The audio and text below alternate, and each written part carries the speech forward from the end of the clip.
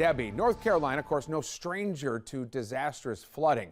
Hurricane Matthew hit the area in 2016, and then Florence came through in 2018.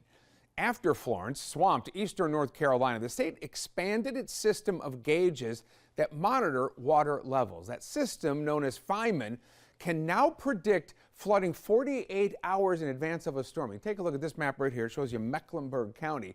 The good news here, many of our creeks and rivers now forecast to stay at normal levels.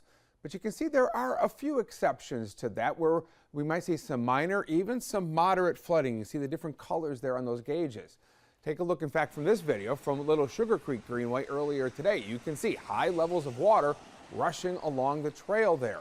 Now, the crest has not passed just yet, but that might leave you wondering, what exactly is the crest?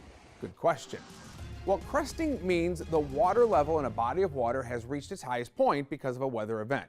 So think of the crest as a big wide wave, I should say, of water. Try to say that 3 times fast.